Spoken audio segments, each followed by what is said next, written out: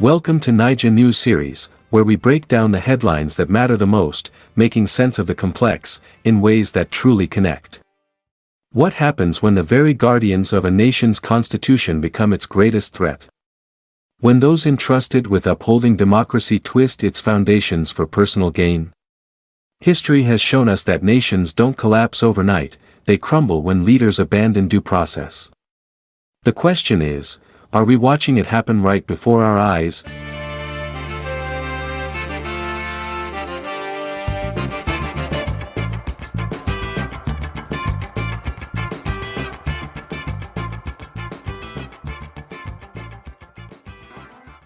On Thursday, February 27, 2025, a significant power struggle again unfolded at the Lagos State House of Assembly.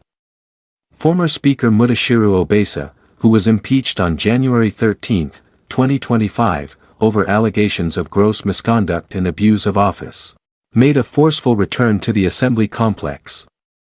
Accompanied by his supporters and heavy security, including Nigerian police officers, Obasa entered the Speaker's office around noon, asserting his claim to the speakership. Are you saying that I broke in or I broke the door to get access? Is that what you are saying? I don't know. So I go and confirm now. If you have had, then confirm from your source. He will do what? Yeah. Allege. Will do what? Proof. Okay, so have you been reinstated? Are you back now? I've told you repeatedly, I've never been removed. There's nothing like impeachments. So I don't know what you are saying. I've said this openly.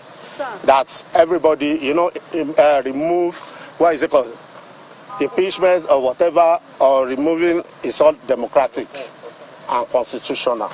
But in doing that, to achieve that, you must follow the due process. Nobody is against. I'm not against being removed. If I do that, then I'm not democratic. In a controversial move, all security details assigned to the current Speaker, Mojisola Meranda, were withdrawn on Thursday morning. This sudden action left both Speaker Meranda and the Assembly complex vulnerable. The Lagos State Commissioner of Police, Mojisola, later stated that the withdrawal was part of a routine audit of police personnel and firearms, and announced the restoration of Meranda's security details. The situation escalated as Obasa, with the support of his security entourage, convened a plenary session with only 3 lawmakers present. This action was met with strong opposition from the majority of the Assembly members. Stephen Ogundipe, chairman of the House Committee on Information, Strategy, and Security, expressed shock and described Obasa's return as a charade and an embarrassment. He emphasized that the leadership should address the lawmakers directly rather than resorting to such actions. The withdrawal and subsequent restoration of Speaker Meranda's security details, coupled with Obasa's forceful re-entry into the Assembly, have raised concerns about the respect for democratic processes and institutions in Lagos State and Nigeria. The involvement of state-backed security forces in this political dispute has been criticized as a potential subversion of the legislative body's autonomy. As of now, the situation remains tense, with both Obasa and Meranda claiming the speakership. The unfolding events have highlighted the fragility of democratic institutions and the potential for executive overreach in state affairs. Conclusion: Obasa's statement, "He who alleges must prove," seems contradictory given his actions. If he genuinely believes in the rule of law, he should have waited for the court to decide his case instead of storming the Assembly with police protection. His attempt to reclaim the Speaker's seat through force rather than due process raises questions about his commitment to legal proceedings. By filing a case in court, Obasa acknowledges that the judiciary is the appropriate avenue for resolving disputes.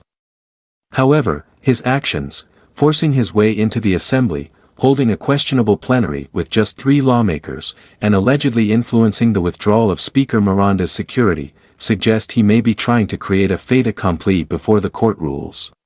This move not only undermines democratic principles but also fuels suspicions that he enjoys backing from powerful figures. If he truly believed in justice, he would let the court decide instead of taking matters into his own hands.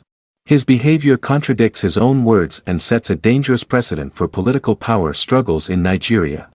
Thanks for watching Naija News Series. Share your thoughts in the comments. Like this video and don't forget to subscribe for more breaking news and in-depth analysis.